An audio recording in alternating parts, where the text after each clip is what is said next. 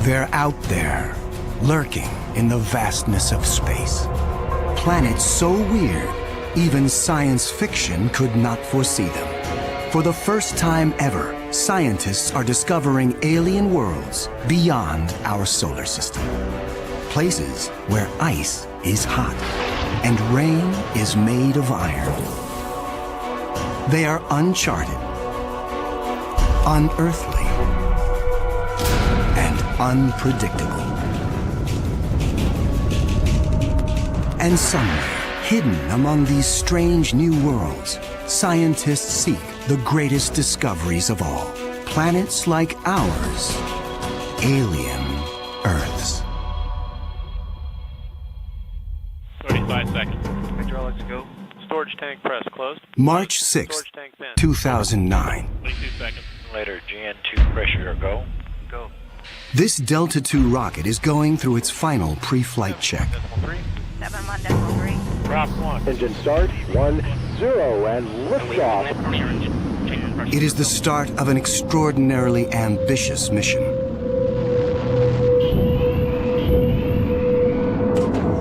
The Kepler Space Observatory is hunting for planets like Earth within a region of 100,000 stars.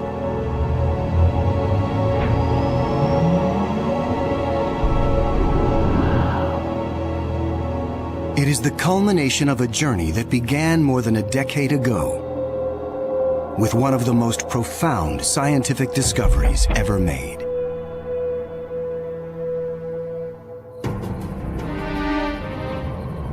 (1995).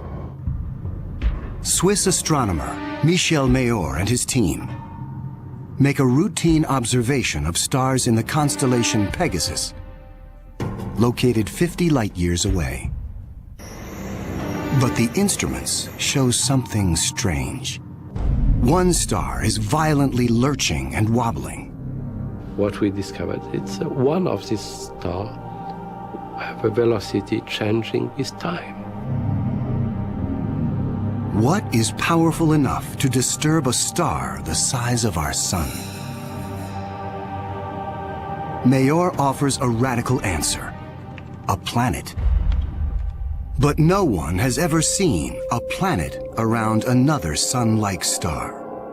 Problem in detecting planets around other stars is that as a planet orbits a nearby star, that planet gets lost because of its feeble light in the glare of the very bright star.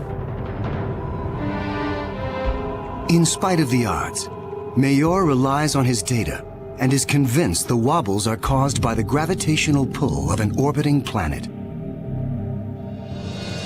When I read this claim from Michel Mayor, I was very skeptical. There had been many false claims of the first planet ever discovered around another star, and I thought to myself, oh boy, here we go again.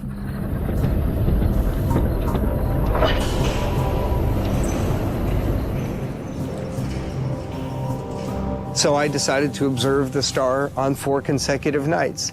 And stunningly, the star was shown to wobble exactly as Michel Mayor had said. Michel Mayor and his teammate Didier Queloz announced their discovery. It rocks the scientific community. They had found for the first time reproducible, confirmable evidence of the existence of a planet around a sun-like star.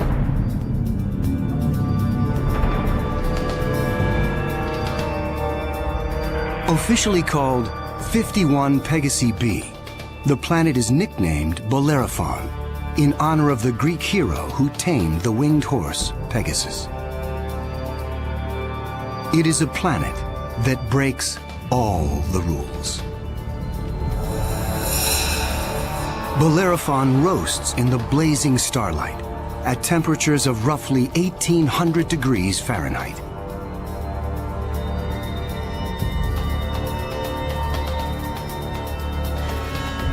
It is nearly 150 times more massive than Earth and is a gas giant like Jupiter. A gas giant is a planet made mostly of hydrogen and helium. Only the outer layers are gas, But inside, hydrogen and helium is compressed to huge, huge, huge pressures. It doesn't resemble a gas at all.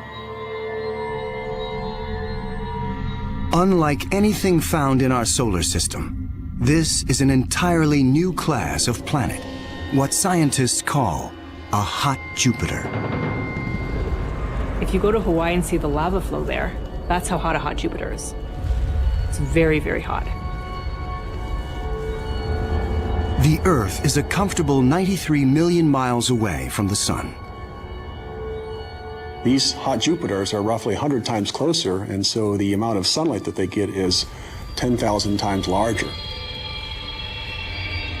If this represents a star, and this a hot Jupiter is 3 to 4 stellar diameters away from the star. So that would be 1, 2, 3.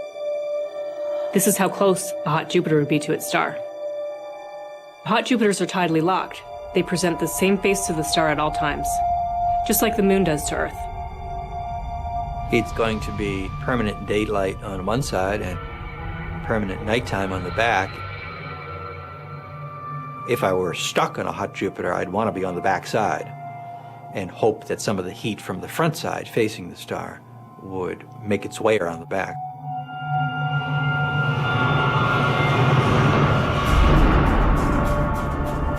The variations in temperature make Bellerophon's atmosphere extremely windy. The wind howls at thousands of miles per hour, far beyond anything we could ever withstand. The heat blast guarantees water vapor cannot exist. But that doesn't mean there is no rain. It's far too hot for water liquid clouds to form here. But instead, these clouds would be made out of iron. Iron vapor can exist at temperatures much higher than water. And because of that, things could get a little messy.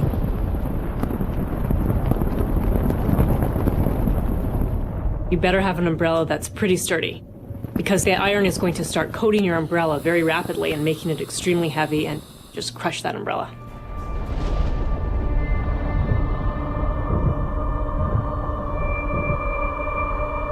The sky overhead is filled with dancing curtains of color. Charged particles from the nearby star make auroras far more extreme than the northern lights on Earth. There is something even more unique about this newly discovered world. Bellerophon orbits its sun in a blistering 4.2 days.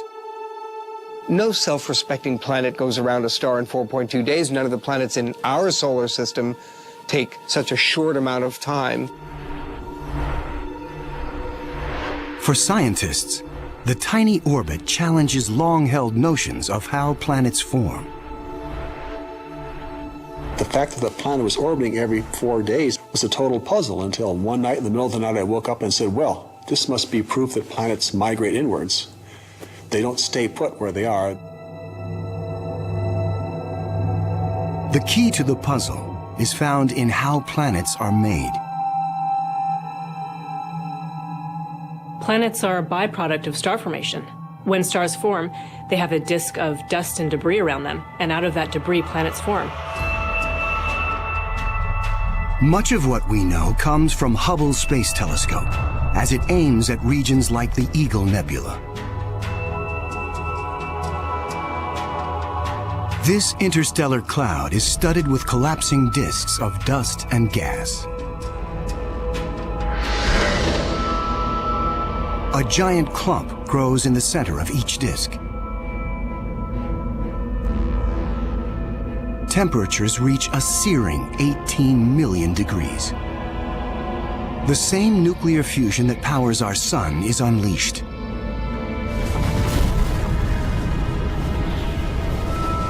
The star is born. Radiation from the star generates a stellar wind that sweeps away leftover dust and debris. Some of the dust survives and remains in orbit around the newborn star. Over millions of years, the dust sticks together, forming knots that grow into asteroids, and the asteroids grow into planets.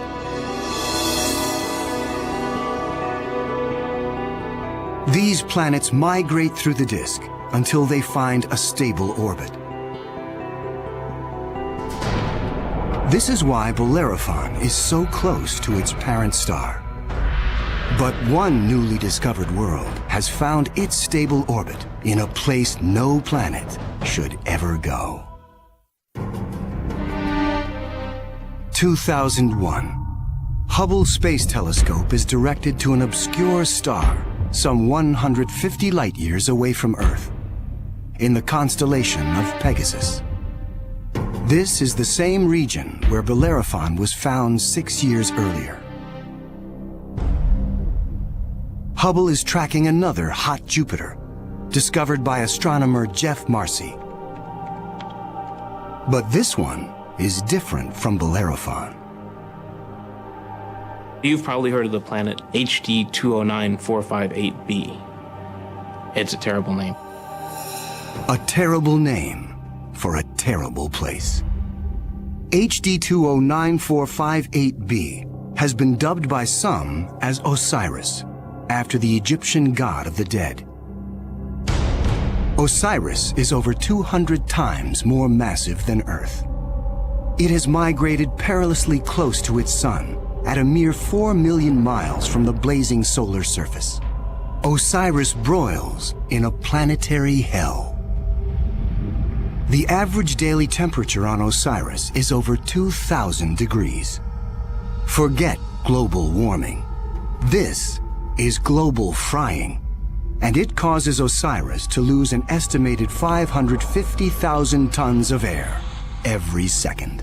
There's a leak of gas, a steady stream of hydrogen and helium, and that's making a big, huge cloud all around the planet. Its atmosphere is bleeding into space. Scientists speculate that a colossal trail of gas spirals behind the planet for thousands of miles. Osiris presents an unprecedented opportunity for astronomers. Using Hubble, they analyze the alien planet's bloated atmosphere. This is the absolutely first time where we could tell what is the composition of the atmosphere of an extrasolar planet.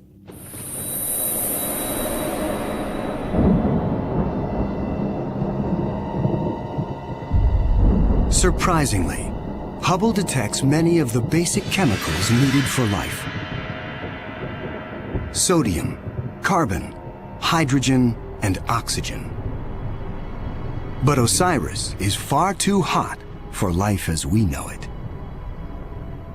There may be other forms of life, however, that thrive on higher temperatures. But there's no solid surface as we know it on a hot Jupiter. So this life would have to be just tiny little microbes floating around on aerosols. And on our own Earth, we have life that floats around in our atmosphere.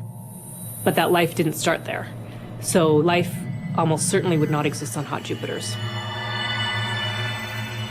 Astronomers have discovered many hot Jupiters since Bellerophon was found in 1995. But conditions on these worlds rule them out as places where the drama of life can unfold.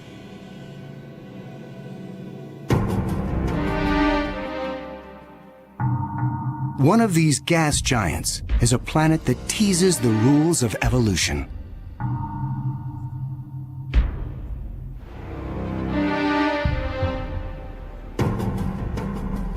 Astronomer Jeff Marcy discovers something shocking about a planet orbiting a star called 16 Cygnus b, located some 70 light-years away in the constellation of Cygnus, the Swan. The planet was clearly in an elongated orbit, bringing the planet close to and then far from the host star. And this, of course, defied our expectations based on our own solar system, where all of the planets go around our sun in nearly circular orbits like phonograph grooves in a record. Like a giant yo-yo in space, the gas giant swings back and forth across its solar system. That is like the Earth swooping 25 million miles closer to the Sun, then slinging past Mars, all the way out towards Jupiter every year.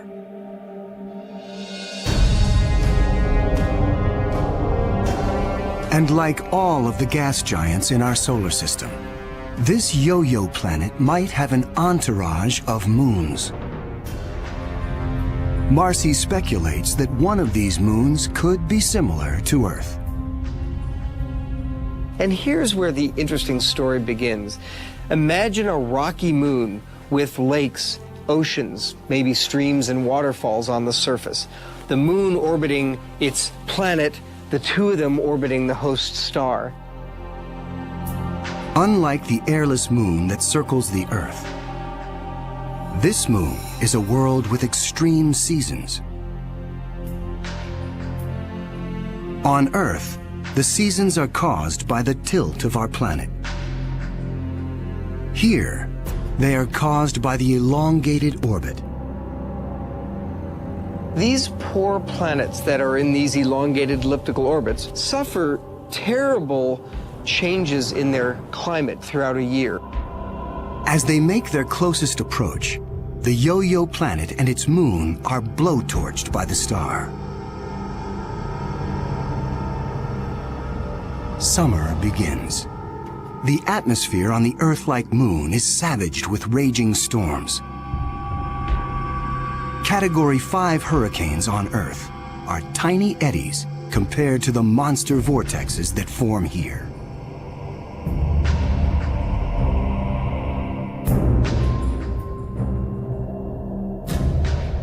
The clouds thicken as the water evaporates. Temperatures rise dramatically. Any water or gases would heat up, and indeed the oceans would boil into steam, so you'd end up with a big steam bath. During the peak of the summer, the entire moon is smothered in 800-degree temperatures.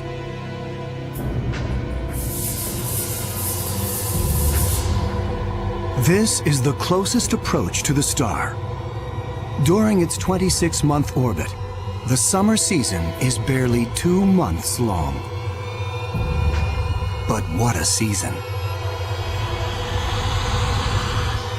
The planet and its moon swing away from the furnace of the star. Temperatures fall to ranges we would find temperate and comfortable.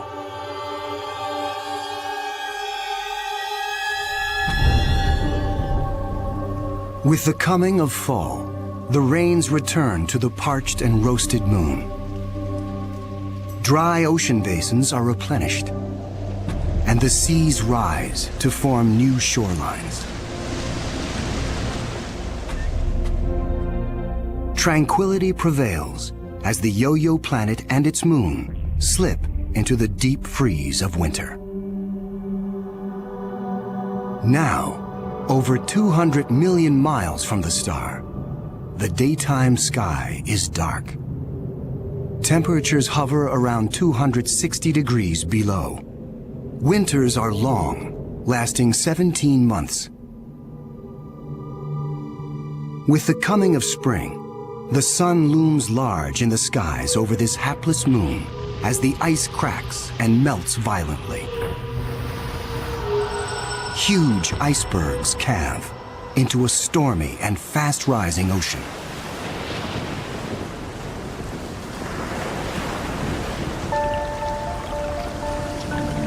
For 2 preciously short periods, during the spring thaw and the autumn rains, the climate on this Earth-like moon is balmy and comfortable. At a distance of 93 million miles from the star, roughly the same distance as Earth from the Sun, the elliptical orbit of this planet and its moon crosses an area around the star some scientists call the Goldilocks zone. The conditions here are just right for life. If you're too close to the star, then it's too hot. If you're too far away, then it's going to be too cold and everything's going to be icy. But then if you're right in the middle, it's just right. Every star has a Goldilocks zone. Where that zone is depends on the size and temperature of the star. In our solar system, Venus marks the inner boundary and Mars the outer boundary. Earth and its abundance of life is right in the middle. The Yo-Yo planet passes through the Goldilocks zone twice a year. For 3.5 months during the spring as it races inbound, and again in the fall for 3.5 months as it hurtles back into the colder reaches of space. Could life survive the conditions outside the Goldilocks zone? There could be life forms that are smart enough to hibernate, as do animals on the Earth during the winter season. If this sounds fantastic, I offer you the tidal zones on the Earth. On the tidal zones, life proliferates, of course, near the seashore, and they do so despite tides. The water coming in, covering many of the life forms, the water going out at low tide, and yet those species survive perfectly well. The strange cycle of the Yo-Yo planet's orbit creates fleeting conditions suitable for life, but also for death. Some alien planets are even more bizarre. Imagine a world that has no star to orbit. Scientists speculate that our galaxy is teeming with rogue planets, adrift in the murky lanes of interstellar space. These are orphaned worlds, planets that are booted from their solar systems by the chaos of planetary migration. Astronomers call such worlds planemos. Planemos are planets without a star. They're just drifting through the galaxy indefinitely. What massive force would it take to kick a planet out of the solar system? When a young star forms with a contingent of planets around it, many of those planets gravitationally interact with each other. They yank on each other, slingshot each other, so that one of them is ejected from the planetary system, voted off the island, if you will. If you were, unfortunately, a resident on a planet that was kicked out by a collision or a near collision with another large object, you'd probably rapidly move out of the habitable zone. There are hundreds of billions of these lost, wayward, poor, wandering planets out in our Milky Way galaxy with no parent star to warm them up. Cold, dark, quiet. Because planemos have no sun, they are worlds without days or years. They keep vigil through an eternal night. Planemos are solitary wanderers, sentinels of the galaxy. Just because it's out there drifting in space doesn't mean a planemo is dead. If the planemo is a rocky world, it could well have life on it. A small rocky planemo without an atmosphere will slumber in extreme cold, far colder than the coldest winter day on our own South Pole. But a planemo large enough to retain an atmosphere traps the heat generated when the planet was first formed. It is the ultimate greenhouse effect. The heat and energy comes from the molten core deep inside the lonely planet. If the planemo is a gas giant like Jupiter, it may have a system of moons. The gravitational pull between the planemo and its moons creates friction, causing the interior of the moons to stay warm. These moons could also have life on them, in the same way that Jupiter's moon Io has volcanoes and has a lot of heat energy being generated by interactions with Jupiter and the other moons. If anything lives here, it will be single cells, like common bacteria found on Earth. Not complex life forms. Without a sun to provide photosynthesis, these tiny organisms derive their energy from the chemistry in the soil of the planemo, or its moon.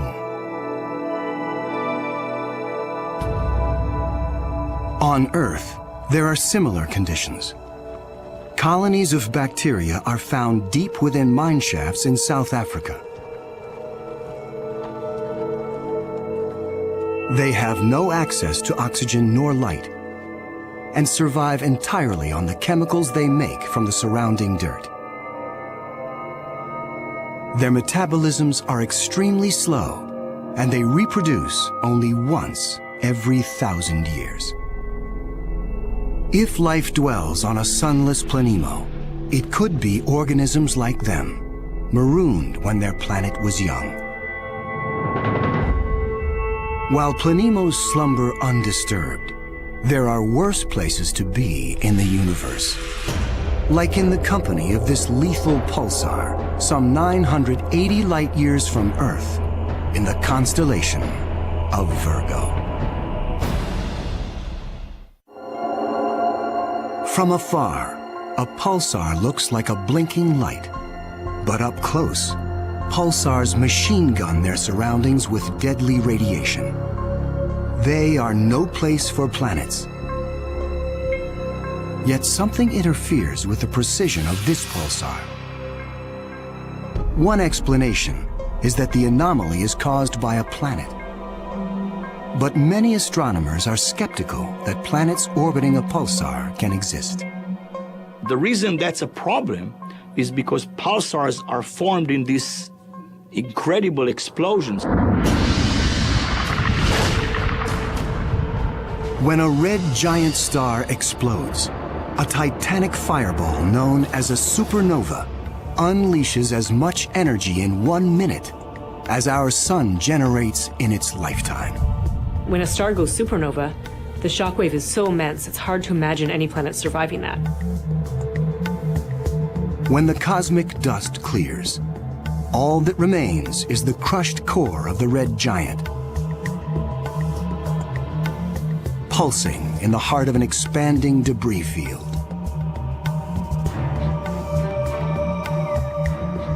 Matter blasted from the colossal explosion falls back to the pulsar and forms a disk. Within this chaos, a new world arises, born of fire and destruction, a planetary zombie raised from the carcass of the former red giant star. It's amazing that planets could form in that environment. A planet orbiting a pulsar will give you the feeling of being in a disco bar with a very strong strobe light, which is the pulsar. Radiation from this stellar beast breaks down the organic molecules needed for life. The pulsar has these very strong magnetic fields that are being spun around as the star is rotating quickly, and it's picking up any material, electrons, protons, and speeding them up and slinging them out at high speed. So it's like a solar wind with a vengeance. I can't imagine that there would be much of an opportunity for even simple life, microbial life, to emerge and to flourish on a planet around a pulsar. Largely because if you were in the pulse, you'd be severely energized, and if you were not in the pulse, you would be completely devoid of energy. The discovery of pulsar planets shows how new worlds can form in the wake of a star's destruction. No matter where a planet arises, the process of its birth is fraught with danger. Sometimes, the violence is so great, the end of the world comes before the beginning. 2007, Astronomers using the giant Gemini North telescope make a strange discovery in the Pleiades cluster some 400 light-years from Earth. A star known only by its catalog number, HD 23514, is surrounded by a giant donut-shaped cloud of dust and gas. The star in the middle of the donut shape is about 100 million years old. A cosmic toddler in astronomical terms. Our sun is 45 times older. The conditions are perfect for planets to form. But spectral analysis finds something strange. The dust is utterly pulverized.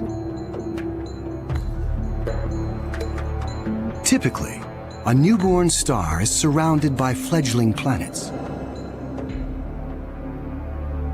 Planets form around the young star in a protoplanetary disk of gas and dust. And then these planets go on their merry way orbiting the star, not realizing that they're in an orbit that's too close to another planet. Millions of years ago, two primordial planets orbiting HD 23514 are spinning toward doom. As the two worlds close in, tidal forces torque each planet from spheres to egg shapes.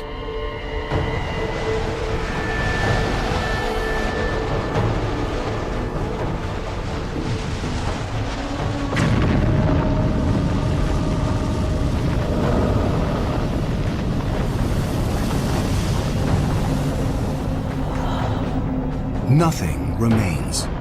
The two worlds are annihilated, creating the dust and debris seen around star HD 23514. 4 billion years ago, a similar apocalypse came to Earth. A Mars-sized planet forms in roughly the same orbit as the newborn Earth. Like the planets at HD 23514, Earth and this Mars-sized body are barreling toward each other. If you happen to be unlucky enough to be standing on a growing planet when it was in the process of still becoming the Earth, you might wake up one morning and notice that the sky was getting darker and darker as a Mars-sized body was coming at you within a period of less than an hour.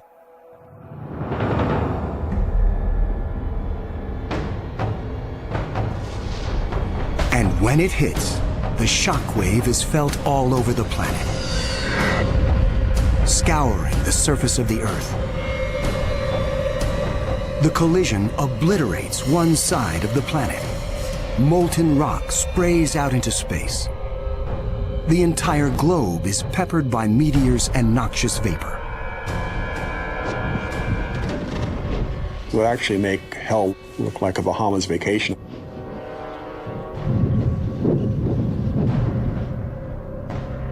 The debris field from the collision coalesces and forms our moon. It is a new beginning for our planet. Collisions are part of the birth process for planetary systems. Building up a terrestrial planet is probably all about colliding pieces of rock together. And all across the galaxy, colliding pieces of rock are forming terrestrial worlds that defy the imagination.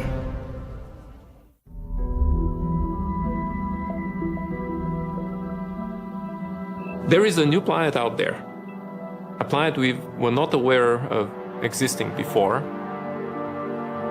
It is not just one planet. It is a new type of planet. Earth on steroids. I like to call them super Earths. They're just like the Earth, except bigger, up to about 10 times the mass of the Earth. One family that the super Earths resemble just like our own Earth. Continents, oceans. Some of them may be very dry, like Mars. And then another family that we call water worlds or ocean planets that are completely covered with water. Welcome to Gliese 581c.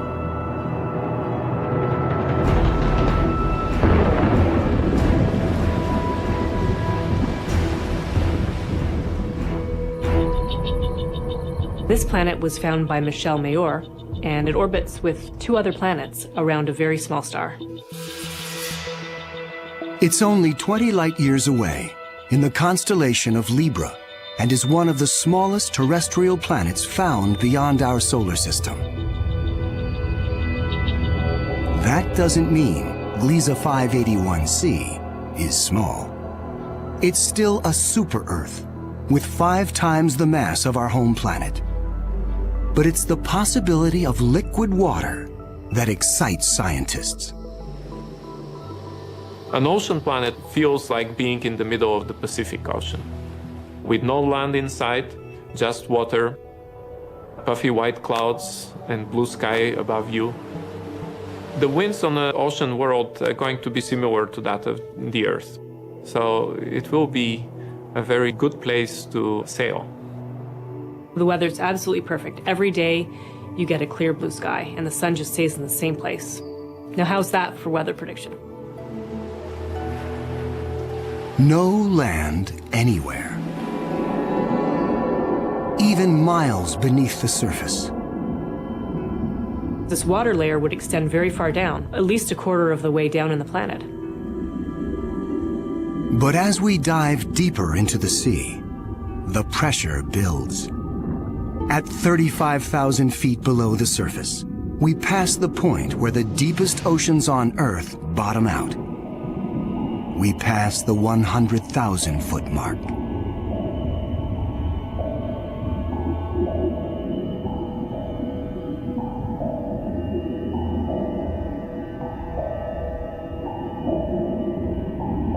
The pressure is so great, water itself begins to take on surprising new forms.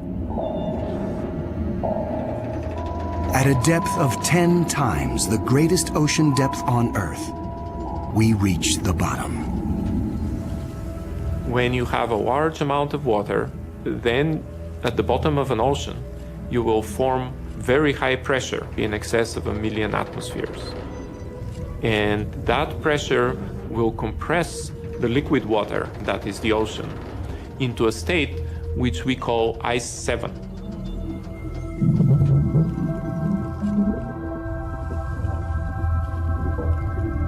No, it's not like ice in your refrigerator. The molecules of water that are in the ice in your refrigerator are kind of all jumbled up.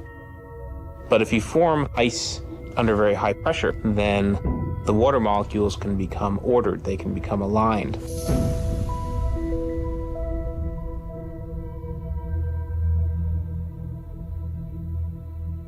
I can show you a crystal that is a very good analog to ice 7.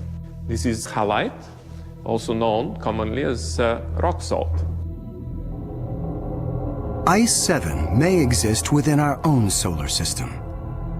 Europa, a moon of Jupiter, could possibly have a mantle of liquid water surrounded by a thick, icy crust.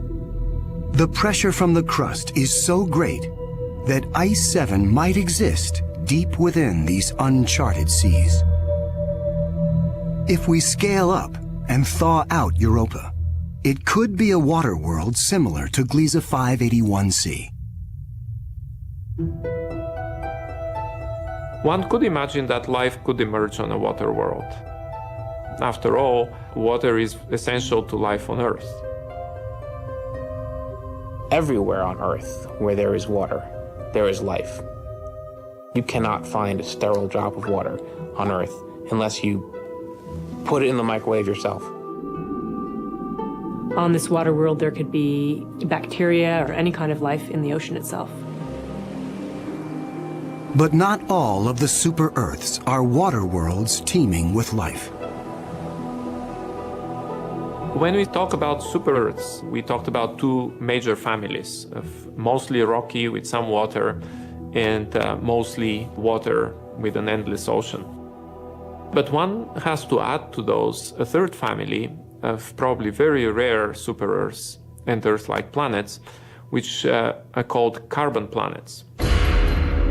A carbon planet is unlike anything we've ever seen anywhere.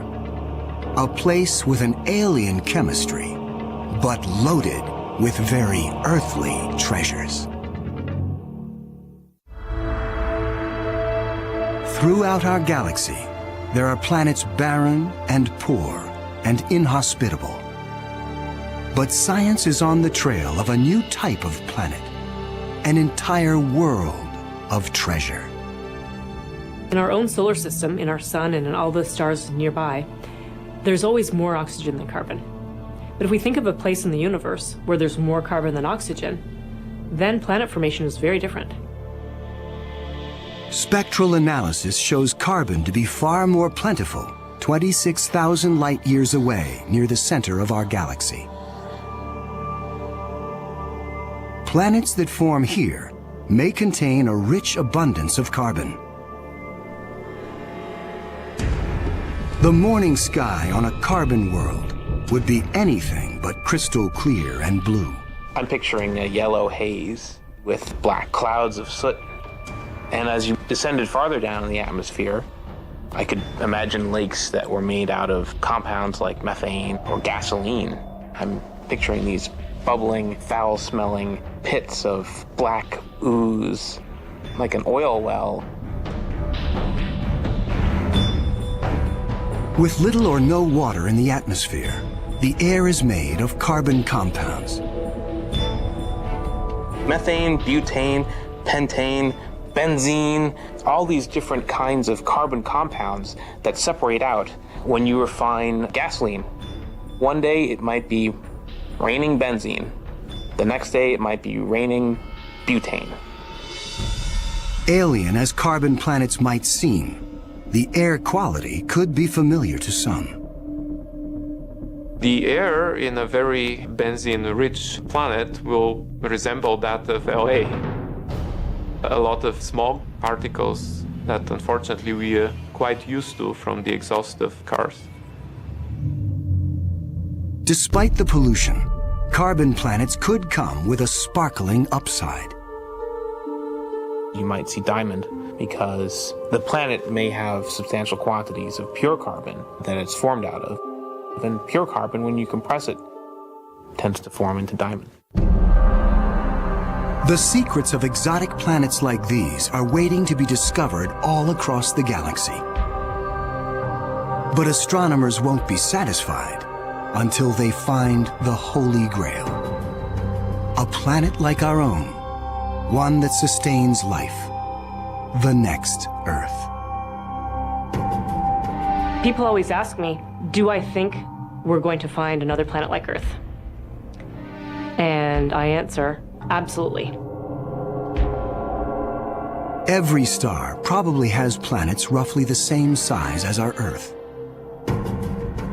We think that essentially every star has several Earth mass or super Earth mass planets. So if you have, say, 200 billion stars in the galaxy, that may mean there are 400 billion Earths in the galaxy or more. 400 billion Earths. The Kepler Space Observatory is the first instrument capable of finding one of these planets. Kepler is looking at the constellation Cygnus in the night sky at 100,000 stars, taking picture after picture after picture, minute after minute.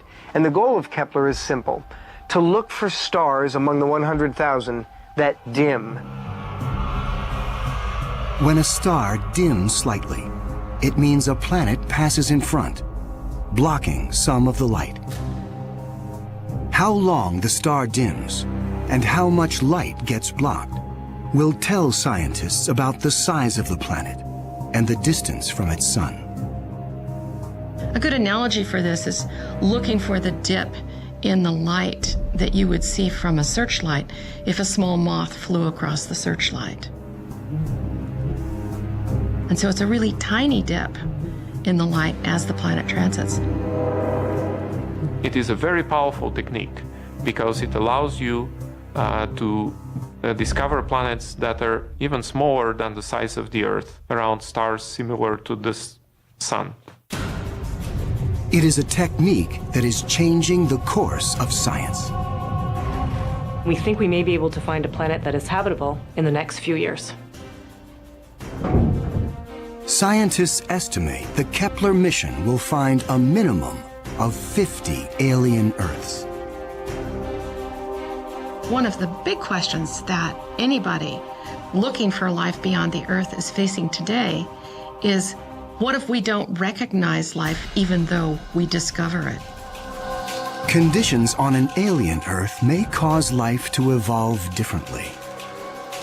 My hope is that we'll see some sign that will make our hairs stand up on the back of our necks. Whatever that sign is, it will be the first chapter on the greatest scientific story ever told.